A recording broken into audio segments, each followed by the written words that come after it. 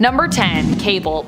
Cable might be suffering from the techno-organic virus, but even then he is so powerful that he can manage to actually stave it off and slow it down dramatically, continuing to live on as he travels through time without, succumbing fully to the techno-organic virus. Oh yeah, did I mention he can also travel through time and teleport, and that he's an immensely powerful telekinetic and telepath? Because he is all of that and more. Cable is also a master strategist and fighter, having years of experience throughout time doing battle.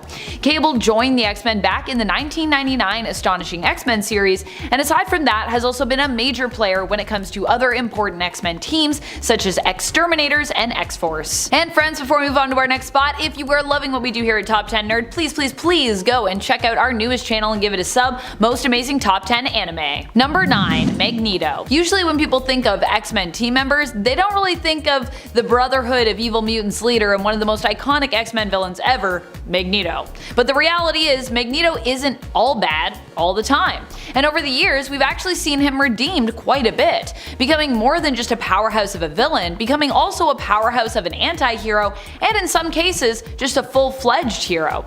Magneto first joined up with the X-Men in the second Secret Wars crossover event, Secret Wars 2 from 1985, which followed the original Secret Wars event from 1984 and told the story of what happened afterwards when the Beyonder, instead of kidnapping superpowered individuals, decided to visit them on their home planet of Earth. Number 8. Kid Omega. I don't think many will debate Kid Omega being on this list. He might be gone for now in the comics, with his trope initially also being to constantly be killed during the early days of the current modern X-Men books, but don't let that fool you. Quentin Quire is still a psionic badass who deserves your respect. He is considered to be one of a limited few mutants who belong to the Omega level class, meaning that he has unlimited potential in terms of what he can accomplish. And while being super powerful psionically, he's also super brilliant as well, and can actually think faster and at a higher capacity than even other extremely powerful and skilled Omega level telepaths. Quentin joined up with Logan's X-Men and was shown to be a potential future Phoenix in Wolverine and the X-Men issue number 42. Number 7. Laura Kinney. I know, she isn't really new as a character, but Laura Kinney, or X-23, has become the all-new Wolverine, and that is relatively new. She officially joined the X-Men as this Wolverine at the Hellfire Gala in 2021. There are a few characters with powers similar to Wolverine, and there are even a few who are clones of Laura herself. But of all these characters, Laura is certainly the best and definitely the most fan-loved. Her powers are very similar to Logan's, with her primary mutant power being an accelerated healing factor. And obviously she also has retractable bone claws, only she has 2 in her forearms and 1 in her foot. Well, each foot. She was obviously a clone and grew up being made to be a weapon, so of course she has an extremely haunted past. But with Logan as a father figure in her life, she grew up under him, and she even did the same for Gabrielle Kinney, another clone who Laura considers to be her younger sister. She's already done so much, but I just kinda can't wait to see what else she does as Wolverine. Number 6. Phoenix Force. The Phoenix Force is a weird one to think of as a member of the X-Men. More a cosmic entity than a physical flesh and blood person, the Phoenix Force does have a weirdly strong connection to the superhero community, initially being intrinsically tied to mutants and the X-Men, especially X-Men member Jean Grey. When you think about it, during the time when Jean is often known for being the Phoenix in the comics, this wasn't even really Jean on the team, but the Phoenix Force in Jean's place. While Jean was resting below in Jamaica Bay, Phoenix adopted her form and persona, joining the X-Men team in her place before turning into a villain of the team, becoming the Dark Phoenix, and seemingly, but of course not truly, perishing. If you consider this, Phoenix actually joined the X-Men team under the guise of Jean back in issue 101 of X-Men. Number 5. Juggernaut. Juggernaut is a non-mutant and former X-Men villain, at least currently in the comics, but that hasn't stopped him from joining the team. Juggernaut is also amazingly strong, being imbued with the power from the Gem of Cyttorak, which he acts as an avatar and servant for, serving Cyttorak's will. Cyttorak, however, no longer holds any power over Juggernaut. Recently, Juggy basically left Cyttorak's service to strike out on his own, but still was able to keep his power through remnants of Cyttorak's presence.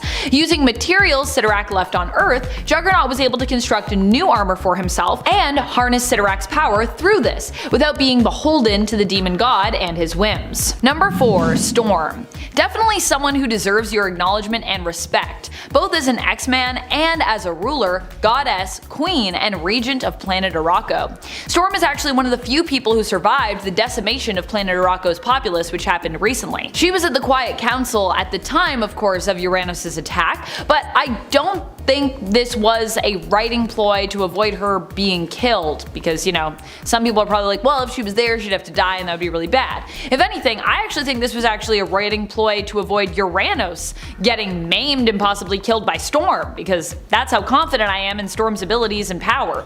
Storm is a master of all the elements and initially joined the X-Men in Giant Size X-Men issue number 1 in 1975. She wouldn't just be a valuable member to the team though, but would also go on to be a strong leader, taking over for Cyclops as team leader in the comics as early as 1980 in Uncanny X-Men issue number 139. After his mourning of the loss of his love and teammate Jean Grey. Coming in at number 3, it's Tempus. Eva Bell first was seen in All New X-Men number 1 in 2012 when we also saw her mutant powers manifest. She was out with friends and a boy when her brother showed up and began to get into a fight with that boy. The stress and duress of the situation caused her powers to pop off, and she completely froze everyone within a city block of her in time for 20 hours until the X-Men showed up, helped her, and then took her in. She's been referred to as near Omega level with her ability of chronokinesis within a time bubble, meaning she can freeze and slow down time and is one of the best at it in the world. She can also speed up time in the bubble by decades if she chooses to, which is why she is a member of the Five to age up whoever is being resurrected. And she can even time travel. Although she has shown to lose control over this power from time to time, there is no doubt she is and can become more incredibly powerful. Number 2, Hope Summers. I mean, what can I say about Hope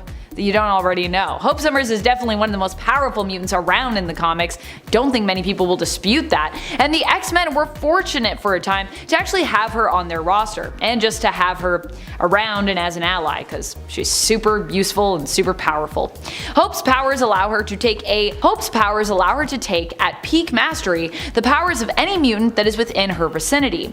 She is only limited really by range when it comes to this in terms of her ability to adopt one's powers, and she can adopt multiple powers at once as well. She doesn't drain the powers of her target and is instantly able to master any ability she takes on. It is pretty wild. She's also literally mutant Jesus, being the baby everyone fought over in X-Men Second Coming. Hope isn't a Summers by birth, but was the adopted daughter of the son of Scott Summers and Madeline Pryor and adopted son of Jean Grey, Cable, aka Nathan Summers. Number 1, X-Man. Nate Grey just has to be one of the most powerful mutants out there, and likely the most powerful mutant to have ever existed in the comics. He is the perfect offspring, perfect genetically anyways, of Jean Grey and Scott Summers, hailing from the Age of Apocalypse reality where he was genetically engineered by his world Sinister.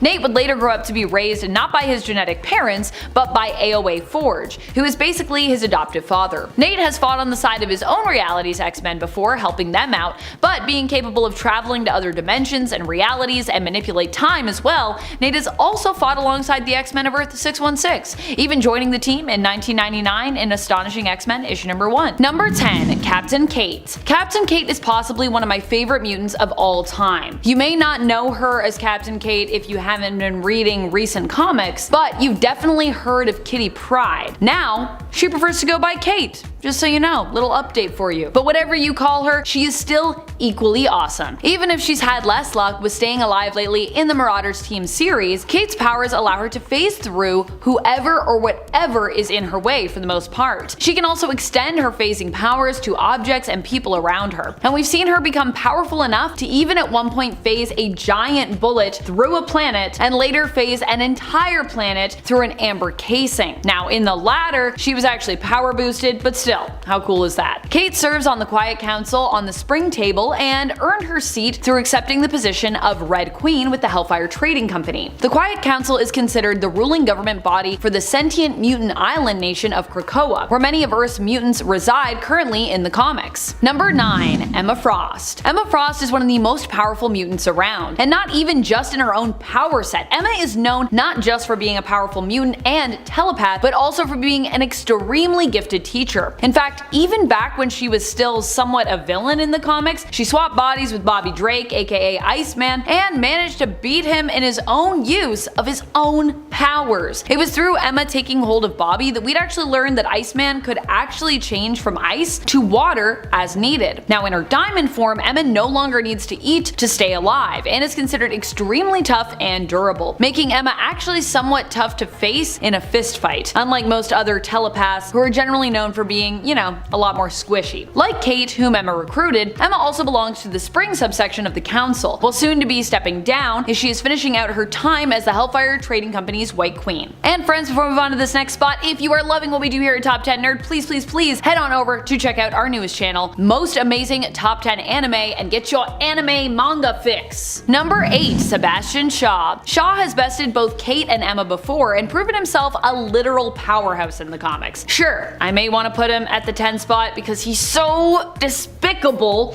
but it should also be acknowledged that he is one of the most powerful energy manipulating mutants around. Shaw can absorb energy and use it to strengthen himself or store it and then release it back at his opponents in a powerful blast. Shaw is also a member of the spring area of the Quiet Council and is also known for his role currently as Black King of the Hellfire Trading Company, although he will also likely soon be stepping down to make way for Lord Chantel, who is planning to replace his position, becoming the company's Black Queen in his stead. Number 7. Kate Pryde. Kitty Pryde, as she was once known, or Shadow Cat, is an immensely powerful mutant who can make herself and others intangible. As such, Kate proves to be a very skilled fighter when integrating her abilities into her fighting styles. She's also a protege of Wolverine's, and you can definitely see that when it comes to some of her fighting skills and some of her moves. Kate now also holds a position of power on Krakoa, being a member of the Hellfire Trading Company and allying herself with Emma Frost, the White Queen, in becoming the Red Queen of that company. Due to her unique abilities, Kate is unable to use Krakoan gates, and this is almost something that caused her to be unable to emerge from her pod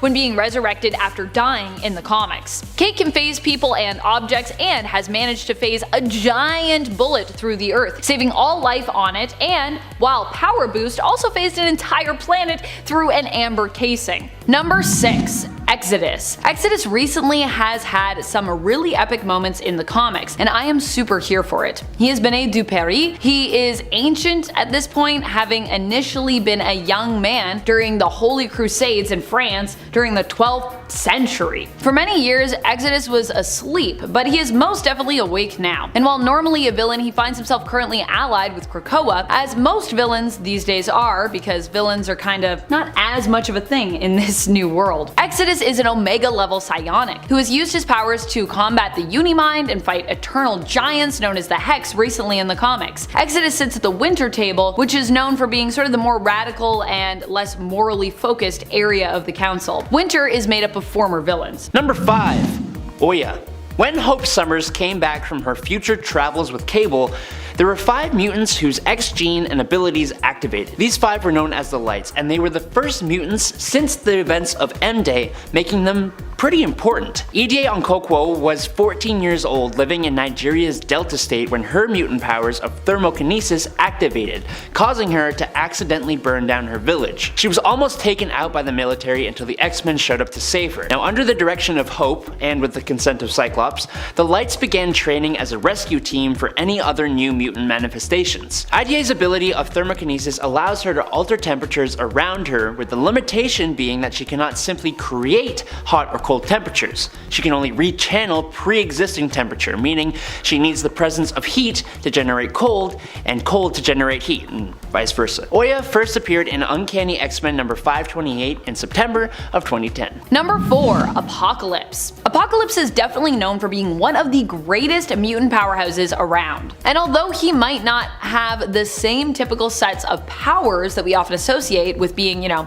like the most OP, I guess, he has something that is seemingly even better and actually grants him a lot of power and a lot of powers. The power of evolution and often celestial technology as well, which, as we are also seeing in AXE with the reprogramming and resurrection of a celestial god, is pretty epic. Apocalypse is godlike in terms of what he is capable of and is one of the toughest mutants around. He was also one of the original members of the Quiet Council, sitting at the Table of Autumn alongside Charles and Eric. He even claimed a new Krakoan version of his name. However, following the Otherworld tournament, Apocalypse, upon reuniting with his family, decided to retire for a time, basically go on like a mutant family vacation, which sounds super fun, and I wish that was a book. I would read that. Number 3. Moira X. Moira X is also known to many of us still by the name Moira McTaggart. Though it was unknown for many years, Moira herself is a mutant. She was thought to be a human member and ally to the X-Men for many years, but in House of X it was revealed that Moira is actually a mutant whose power is reincarnation. But not in the traditional sense of reincarnation. After Moira dies, she doesn't just come back to life as like a new person, she lives her life all over again from the beginning. According to Destiny, Moira will likely only live through 10 lives, perhaps 11 if she makes the right plays, meaning that she isn't immortal, but she does bring with her to each life more and more knowledge in terms of how events can play out, which has brought us to the life and reality that she exists in today, with the fantastically powerful mutant island nation of Krakoa. Krakoa basically would not exist without Moira, which to me seems pretty powerful. All that knowledge. And I see her with Destiny's journals. What is she doing? What's going on? Number 2. Storm. Storm has just been such a powerhouse lately in the comics. I would be remiss if I didn't give her one of the tippy top spots that I possibly could. Well, Jean was undermined during her attempt to take out the newly risen celestial god, the progenitor in AXE, and struggled to fight back against the Eternals as they attacked Krakoa. Storm was forced to race to planet Arakko in her absence. Uranos had attacked, and it was basically up to Storm to help fight back against his destructive weapons that were left behind there. Storm not only helped to terraform all of Mars and is a member of the Quiet Council, also a part of the Summer section, but she is also the regent of Arakko, in essence the planet's ruler and leader, also having a seat and holding the tie-breaking vote on the Great Ring of Arakko. Number 1. Hope Summers. Hope Summers has to take her top spot because technically she kind of like has all the mutant powers at their highest possible levels almost whenever she wants, because that's kind of what her mutant power is. That is also of course assuming she is in the vicinity of those mutants, which guess what? She likely would be in a lot of cases. While Apocalypse, Jean, and Magneto are no longer on the Quiet Council, with Hope even taking Magneto's old seat as part of the Autumn section, she actually is around everyone else pretty frequently as a fellow council member. Hope is not just a member of the Quiet Council either, but is also a member of another super important team, the Five. The Five are the team that makes mutant resurrection possible on the island, with Hope actually being a key member and also the leader of that team. Number 10. Darwin. Darwin is one of the newest characters on this list, first appearing as retconned X-Men member in 2005's X-Men Deadly Genesis. He is Armando Munoz, who was sent to the island of Krakoa to rescue the original X-Men team alongside Vulcan, who was on our part 1 for this list, fun fact. Following the ultimate failure of that mission, Darwin was launched into space alongside Vulcan, and during M-Day ended up absorbing the energy expelled from mutants when they all lost their powers, boosting his own adaptive, evolutionary-based mutant powers. And friends, before we move on to this next spot, if you are loving what we do here at Top 10 Nerd, please go check out our newest channel, Most Amazing Top 10 Anime. Who knows, maybe at some point I'll be on that channel for a second. You'll have to go subscribe to find out. Number 9. Kid Gladiator. Kid Gladiator is the son of Gladiator, aka Kalark, former Magister of the Shi'ar Empire. In fact, during his time with the X-Men, his father was the Magister, the ruler of the entire Shi'ar Empire. Like his father before him, he is extremely powerful, and confidence and belief in himself has also been tied to his power levels, boosting him when he is at his most confident. Number 8. Rogue. Rogue is one of my all-time favorite X-Men, being one of the members I most gravitated towards as a kid when watching the 90s X-Men animated series. Well, Rogue and Jubilee I would say are my top faves from that series. Her powers are super cool, and over the years, as she's come into her own and learned more about herself, have also only become cooler over time. Rogue can, in essence, absorb the power and life force energy of those she touches, as well as their memories. Unfortunately for Rogue, this meant that for most of her life, she felt very alone, unable to touch anyone since basically puberty without fear of, hurting them, leaving them comatose, or worst of all, killing them. However, in recent years, Rogue has learned how to better master and control her powers, able to harness the powers of her fellow mutants without harming them, as we saw her do with a kiss on Jean's cheek during the current X-Men series during a cosmic casino heist. And she can also touch people without harming them at all, as we've seen with her and her husband, Gambit. Number 7. Dupe. Dupe is one of the X-Men who is known for being pretty ridiculous, and as such a lot of people don't take Dupe seriously, which also extended to Dupe's power levels. However, I would argue that Dupe is actually one of the most powerful X-Men ever, who is simply grossly underrated due to his nonsensical appearance and his nonsensical depiction in the comics. Dupe has powers that allow him to influence the emotions of others, perform magic, resurrect, travel in the liminal space between comic book panels, shatter the fourth wall as he pleases, and so much more.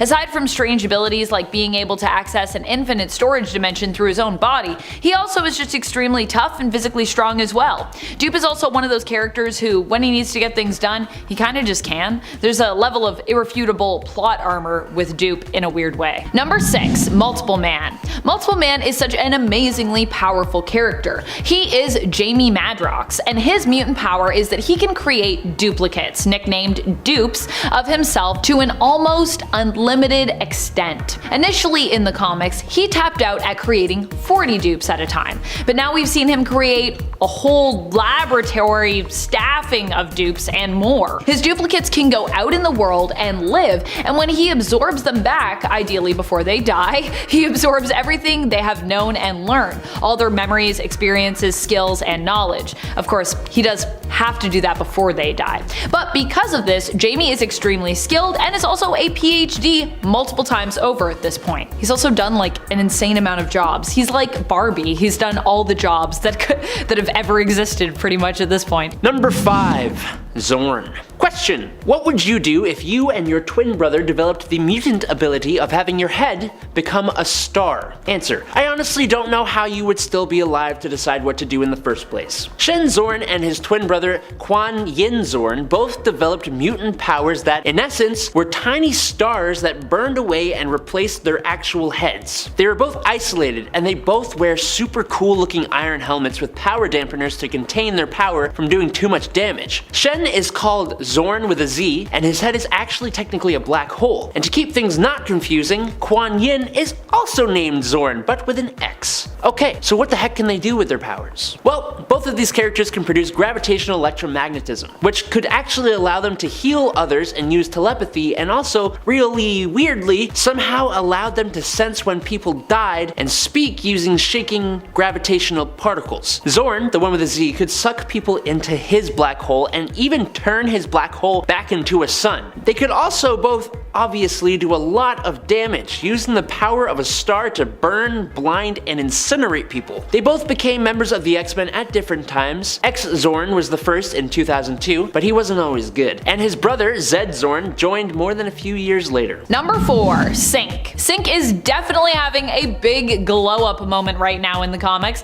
especially in regards to his power levels. And also, he literally glows. He glows rainbows. It's pretty cute. But also, in regards to some valuable character development, he's also seeing a huge glow up as well. Sync is Everett Thomas, a relatively newer character that was created back in 1994, making his first appearance in the 90s X-Men comic series in issue number 36. He tragically died during his time at Emma Frost's mutant school program at the Massachusetts Academy, sacrificing himself in order to help save other students during an attack on the school. However, Sync was recently brought back, resurrected, to be part of a team to venture into the vault to learn more about the children of tomorrow, joined by mutants Laura Kinney, aka Wolverine, and Armando Munoz, aka Darwin. He recently joined the main X-Men team as well, and after his time in the vault, being the only one to escape with his knowledge of what happened within intact, he also seems to have leveled up his powers, being able to remain synced with other mutants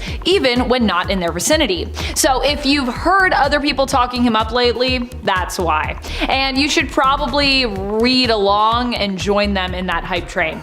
Toot toot. Number 3. Jean Grey. You know, this list is a doozy because usually someone like Jean Grey takes my top spot when it comes to most powerful folks around lists. She's definitely one of the most powerful telepaths out there, and especially if we're talking X-Men members, Jean is also an original X-Men member too. So what's even more wild is that rather than become, a relic of the past who is bested by the younger, shinier mutant creations in comics, Kinda like what's happened to Angel, I feel like. Jean has rather become a staple when it comes to the powerhouses of the X-Men, and she's returned to the X-Men multiple times as well. Jean initially joined the school and team back in X-Men issue number 1, all the way back at the beginning of X-Men history. Number 2, Iceman. Bobby Drake is deserving of so much respect and praise when it comes to X-Men, and he's come a long way in terms of his character and power evolution throughout the years as a team member. Robert Drake is actually one of the original X-Men team members, becoming notorious for being the kid of the team, the youngest member on that original roster, who is also prone to pull pranks and get into all kinds of antics. In terms of his power set, Bobby has gone from being kind of a snowman in little black booties who loved eating ice cream and throwing snowballs and making ice walls, to an elemental mutant who can control not just snow, but ice and water. He can make ice golems, which appear to even be somewhat sentient and living beings. He can shapeshift to become massive, travel in and through water as water himself, and has even been shown to be powerful enough, Omega level mutant that he is, to freeze hell over. Or at least, you know, a version of hell. Number 1, Ascani / Rachel Summers. Rachel Summers is definitely one of the most powerful mutants and X-Men members out there. Of course, she might not be the most powerful. After all, I did create a list of powerful X-Men members prior to this, so if you're thirsting for more powerful members of the X-Men after this video, you should definitely check out our part 1 as well to find out who took my real tippity top spot. But still, Rachel is deserving of a top spot for sure. She is the alternate reality daughter of Cyclops and Jean Grey, who are known to make powerful children together across the multiverse. Hence also why Sinister is so obsessed with the two of them getting together. Rachel is one of the chosen hosts of the Phoenix Force, and even without the Phoenix is extremely powerful, being an immensely powerful telepath, telekinetic, and chronokinetic. She can read time, skip through it, travel to alternate timelines and dimensions, and even manipulate time. She also happens to be immune to timeline alterations as well, and is unique in that she is the only version of herself throughout the multiverse. Even another Rachel Summers, should she meet one, would not be an alternate of her. She has no other versions of herself, which makes her uniquely well suited to time travel. Because, you know, then she's not gonna like mess stuff up. Coming in at number 10, it's Pickles. I think his name alone just made me want to include him on this list. Pickles is what is known as a Bamf, a race of demons who are basically little Nightcrawler-like imps, who possess similar attributes and powers as Nightcrawler and Azazel. Pickles himself lived inside Beast's van and was a backup in case anyone needed immediate transport somewhere. But he would later travel with Jean Grey and the X-Men in Jean Grey number 1 from 2017. As a Bamf, Pickles can teleport by displacing himself into the Brimstone dimension, travel through it, and then return to the original dimension at a certain distance from the point of departure.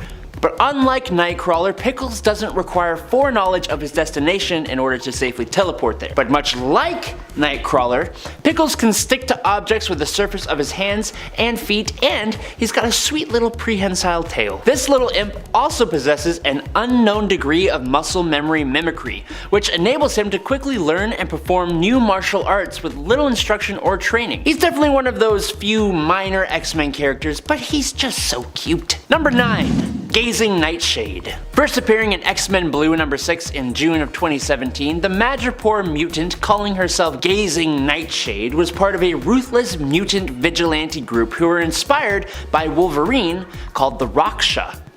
The group was stopped by Jimmy Hudson and the X-Men and eventually were invited to the X-Mansion. Gazing Nightshade has the really cool mutant ability of despair inducement, meaning whoever Nightshade gazes upon enters into a trance-like state of sorrow, fueled by their deepest regrets. And to make it just 10 times more metal, both the eyes of Gazing Nightshade's victims and her own eyes bleed when she uses her powers. I mean, that's not the coolest thing. She joins Polaris' makeshift roster of X-Men in X-Men Blue number 25 in 2018 before going back to the Raksha. Number 8.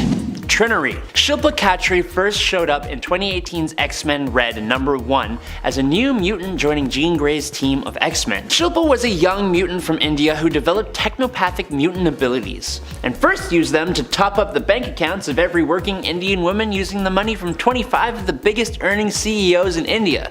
That's pretty cool.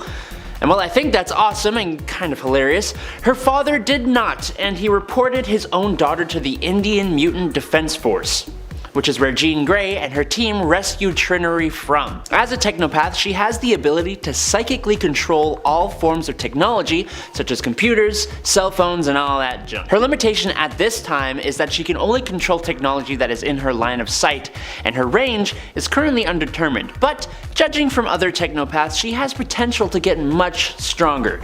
It just remains to be seen. Number 7. Professor X. Known for being one of the main leaders of the Mutant Nation, now kind of the main leader in Magneto's absence from the council, Professor X in a way is the one who started it all. He was the one who had a dream, and it was his dream and reconciliation of his beliefs with Magneto's, who were both brought together by Moira McTaggart, that gave birth to the Mutant Nation of Krakoa that we have now in the comics. Without Charles, we really wouldn't be where we are in the X books today. Charles sits at the table of Autumn and is the only remaining original member from that table when the Council and Nation were founded. Number 6.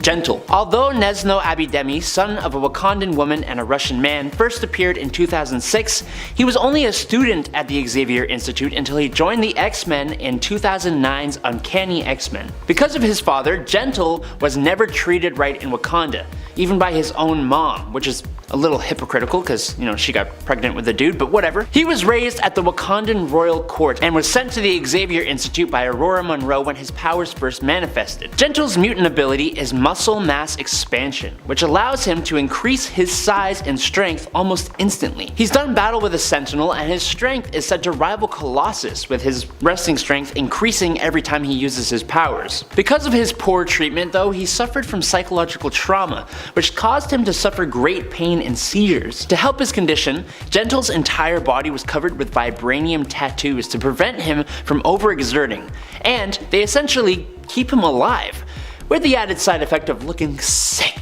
Number 5. Iceman. Of course, Iceman has to make our cut this time around. Bobby has had such a glow up when it comes to his powers and what he's capable of since he first appeared in the comics. At one point, he managed to create a flash freeze so powerful that he successfully temporarily froze over all of Hell, or a version of Hell at least. It's kinda hard to tell in Marvel Comics sometimes. He's also managed to change states, allowing him to travel vast distances quickly as he moves through and as water. He can also manipulate water as well as ice and snow. Not only that, but he's managed to use his powers to create clone-like life forms, creating ice or snow clones to aid him and his allies in battle. Iceman has come a long way from being a snowman lookalike sporting his little black booties in his early days. I do miss those black booties though. Where they at? Number 4.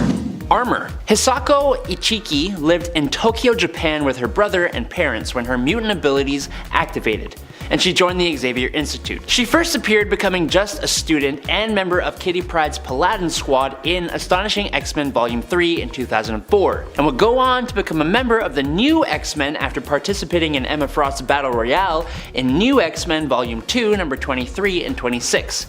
But finally, she officially joined the main X-Men team in Astonishing X-Men Volume 3 number 25 in 2008. Hisako's powers are pretty cool. As you might suspect from her name, Armor can generate strong, powerful, durable, and impenetrable psionic exoskeleton armor around her entire physical body that augments her strength, endurance, stamina, agility, invulnerability, and durability. The power of her abilities are greatly tied to her family and bloodline. So, for example, the strength, power, and size of her psionic armor greatly enhances when her relatives pass away.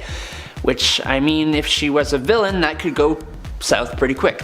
But luckily she's not, so we're good. Number 3. Marvel Girl. Normally, Jean is a character who would take the top spot for a most powerful list involving mutants. Y'all know how much I love Jean Grey. But we've decided to change it up this time around. Jean Grey has currently retaken her previous codename during her time as the original X-Men roster member, Marvel Girl. She is an Omega level psionic with extremely powerful telepathic abilities and quite powerful telekinetic abilities as well. Marvel Girl left the Quiet Council to join the reformed X-Men, but was a part of the summer section of the council. Number 2.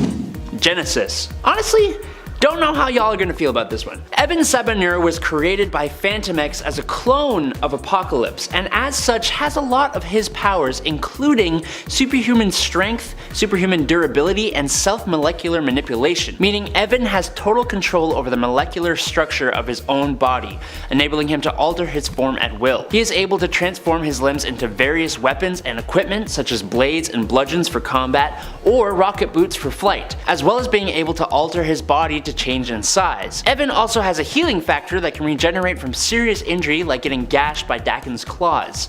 And he can adapt his body to any disease or environment at will, and sometimes subconsciously. Another small, innocent ability Evan has is the potential for virtually any conceivable superhuman power ever. He once showcased fire or plasma breath when fighting Faithful John's mind drones, and also has a degree of energy projection, able to project dematerializer blasts from his eyes and emit energy blasts from his hands.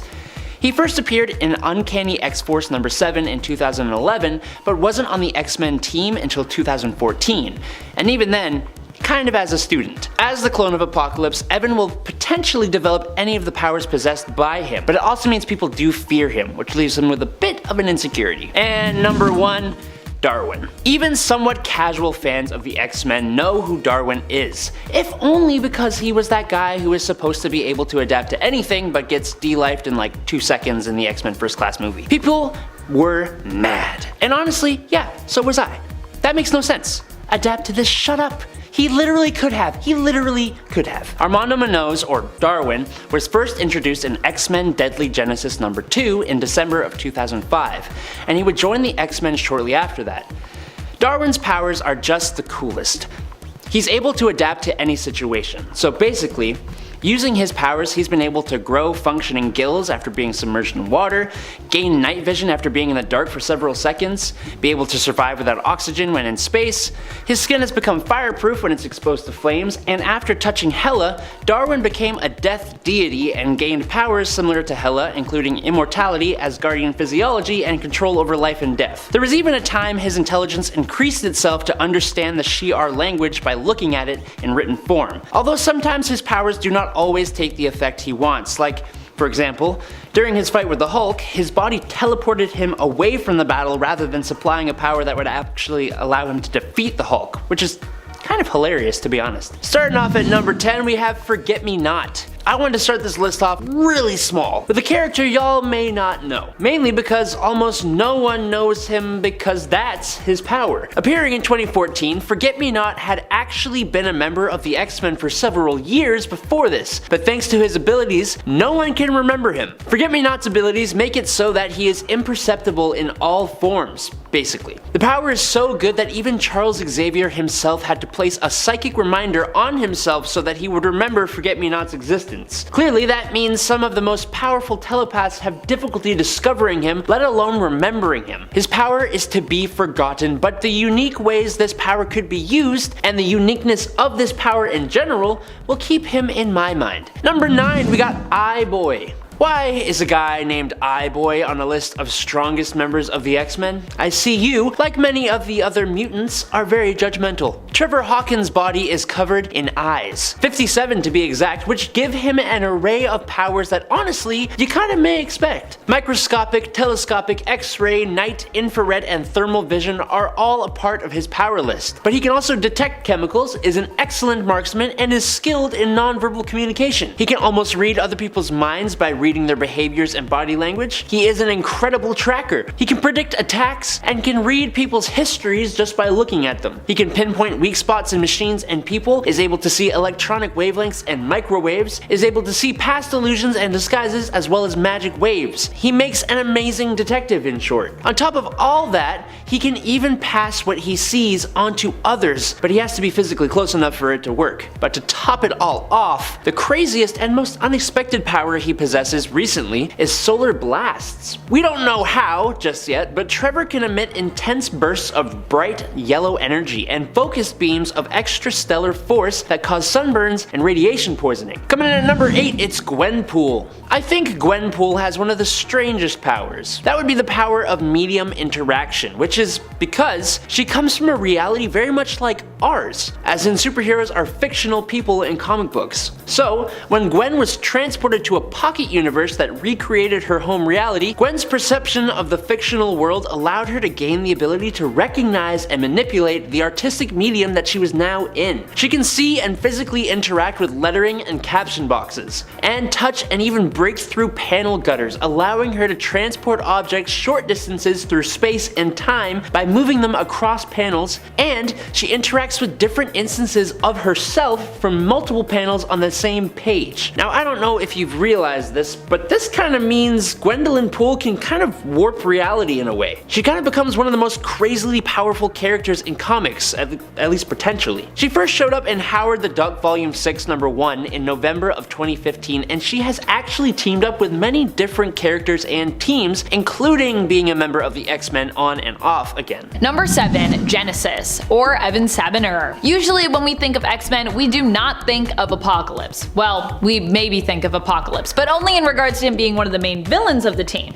not one of their most powerful and intimidating members and assets. However, Apocalypse isn't the only Apocalypse out there. Evan Sabanur is actually the clone of Apocalypse, who would take for himself the name of Genesis. And in fact, we later learn he isn't even the only Genesis either, with Apocalypse's wife also being known by that name, it turns out. Also, there's like another Genesis. There's a few Genesis. Genesis might not be as powerful yet as someone like Apocalypse, but it's possible that he actually has the potential to be even stronger than the original as time goes on. He also happens to be a bona fide hero, for the most part, minus when he had his alignment swapped in Axis. But other than that, he pretty much sticks to heroics and even ends up joining the X-Men. Number 6. It's Sync. Everett Thomas isn't a new character by any means, being first introduced in 1994, but while he was a part of Generation X, he didn't officially land on the team until this newest iteration of X-Men. He was also one of the first mutants resurrected by the Five on Krakoa, due to the fact that his powers could enable him to act as a substitute for any of the Five who might need to tag out. With that said,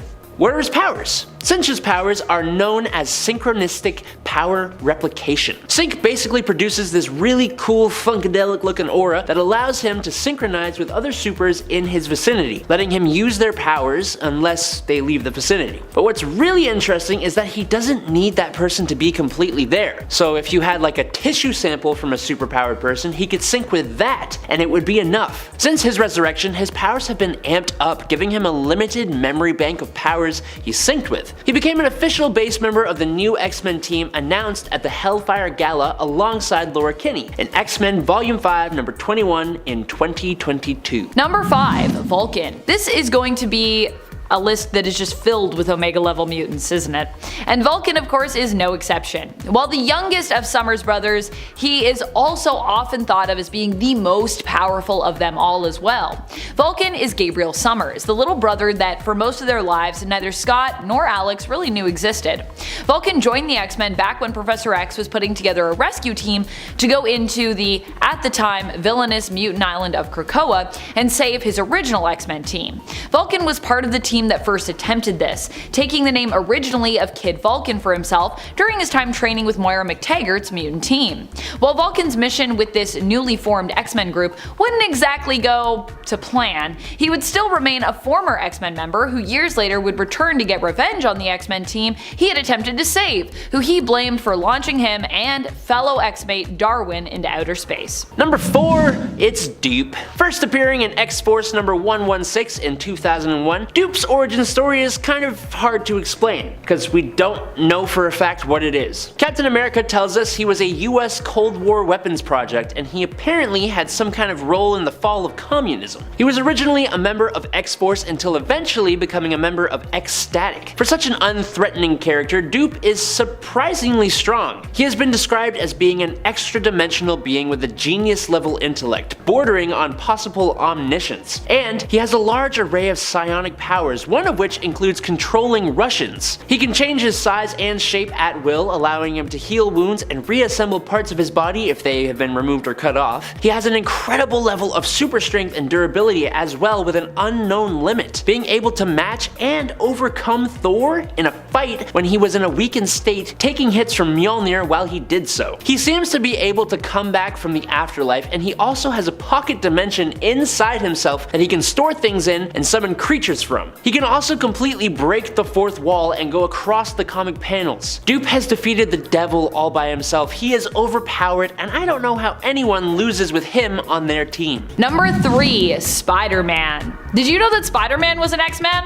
Yeah, he was. Even though he's not really a mutant, but a mutate. But hey, don't let that limit you. You can still be an X-Men, even if you're not a mutant. There's still hope for me. Kinda makes me feel bad for Deadpool though, who always wants to join in on the mutant fun and games and camaraderie, but is so often shafted by them because, well, he's Wade and he's kinda annoying. But of course, us readers all love him anyway. In fact, I think I love him more because he's annoying, but I digress. This is Peter's point, not Wade's point. Spider-Man ended up joining the X-Men in the wake of Wolverine's death, as Storm had found papers regarding to an idea to have Spider-Man join the team and teach his own special class of mutants. As such, he joins the X-Men in Spider-Man and the X-Men issue number 1. Number 2, Elixir. Joshua Foley, otherwise known as Elixir, is a mutant with Omega level healing abilities. He's incredibly powerful, and while originally was just considered a general threat, he can actually use his powers offensively as well, completely ending lives if he wants to. Using his mutant ability of biokinesis, Elixir is capable of controlling the biological structure of his own and other people's bodies down to the genetic level. Now this started off small, but has grown to allow him to simultaneously heal dozens of people, resurrect himself and others, and even the ability to control, manipulate, and absorb the life forces of other living creatures. Offensively, he can use his death touch to harm others, to cause different types of illness, massive swellings, and organ failure. He's even completely destroyed the body of enemies before. He is one of the core members of the Five, as I'm sure no one is surprised about, and he has been a member of the X-Men ever since he was one of the only surviving mutants who retained his powers at the Xavier Institute after M-Day, and he was trained to become one in 2006's New Mutants. Number 1.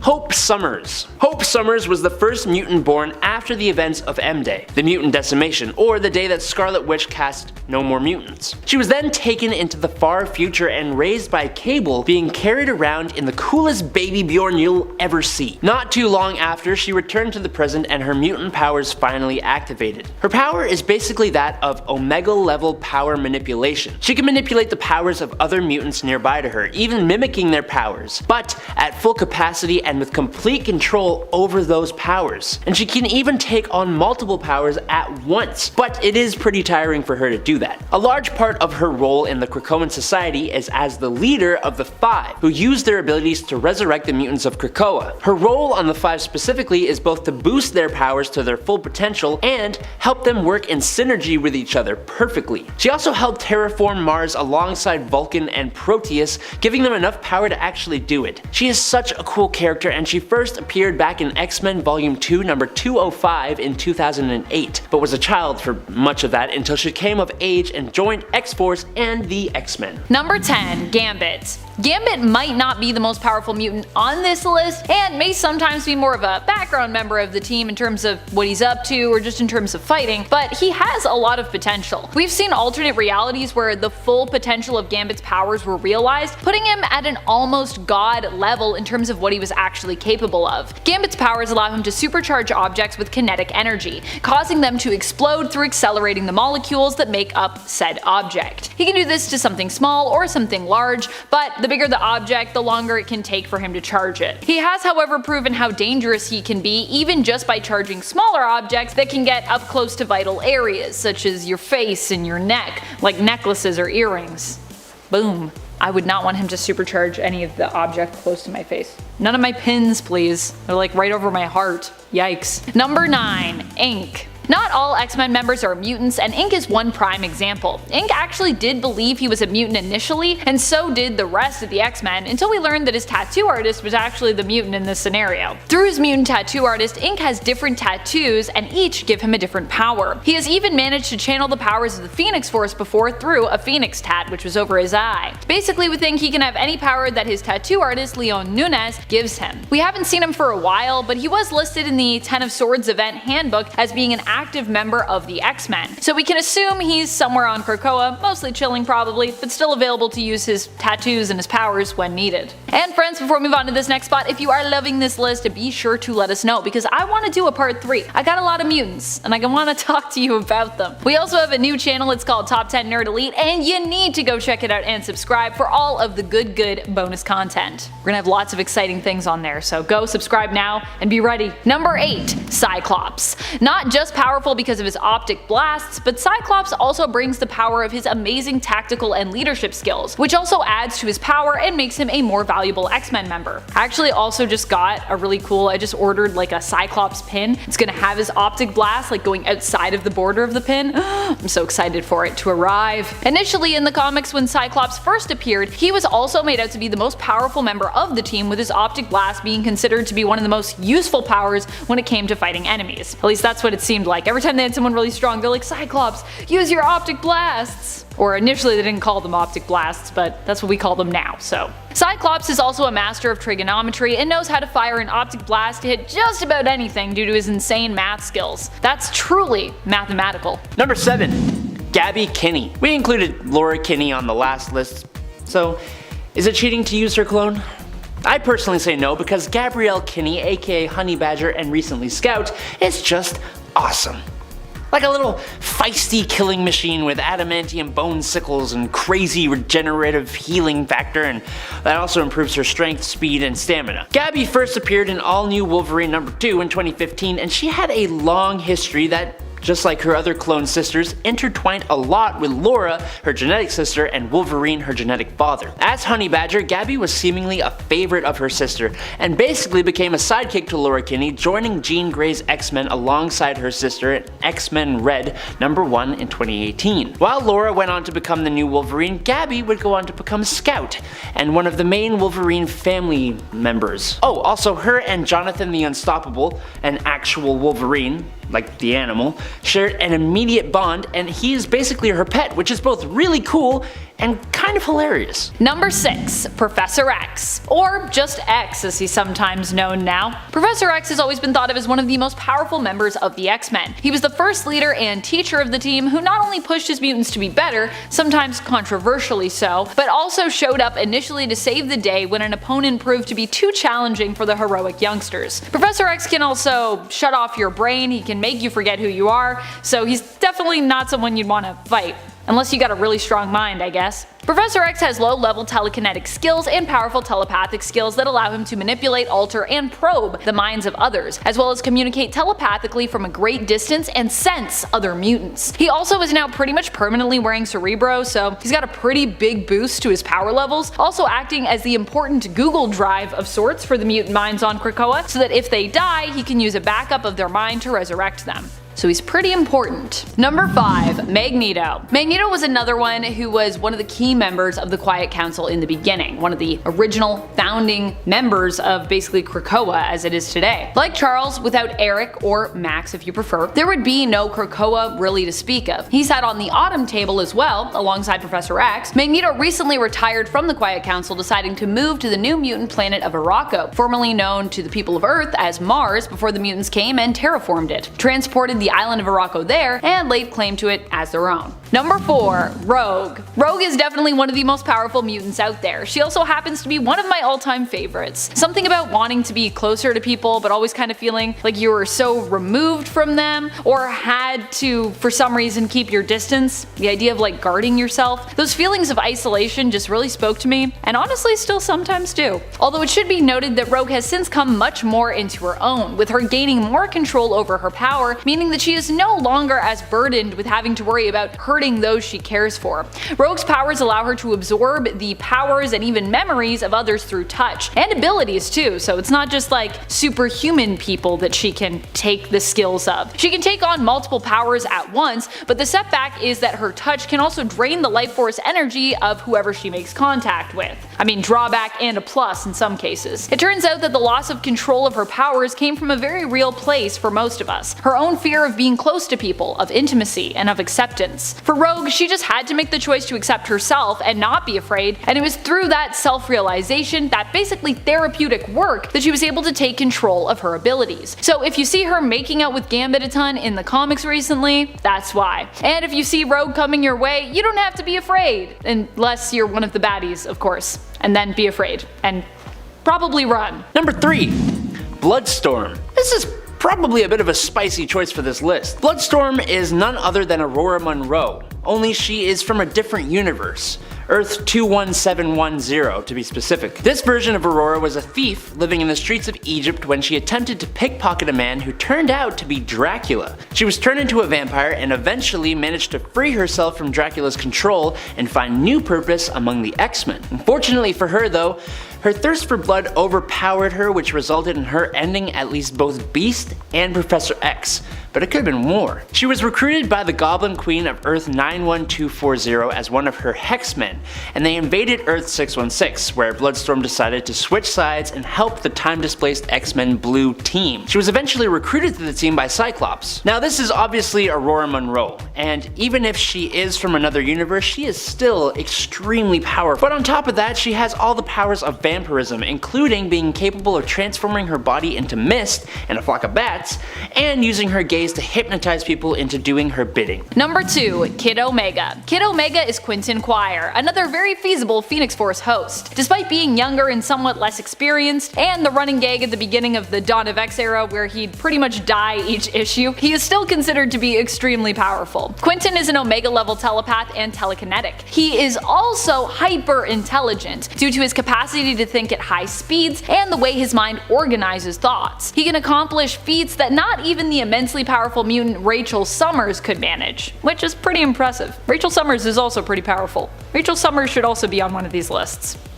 Number 1. Vulcan. Vulcan is pretty insanely powerful, and in a dangerous way too, because he's so capable of evil due to being manipulated during his time in the Vault. In fact, in Empire we saw a fraction likely of what his darker side was capable of when he ran into the Katati while out for a walk on the blue area of the moon, where the Summers house is located. He attempted to deal with the situation peacefully when he approached them, showing mercy initially, but when provoked his darker side was unleashed, causing him to kill everyone save one member of the Katati, who was left basically traumatized, uncontrollably uttering the word Krakoa on repeat. Vulcan is believed to be beyond even Omega levels when it comes to his powers.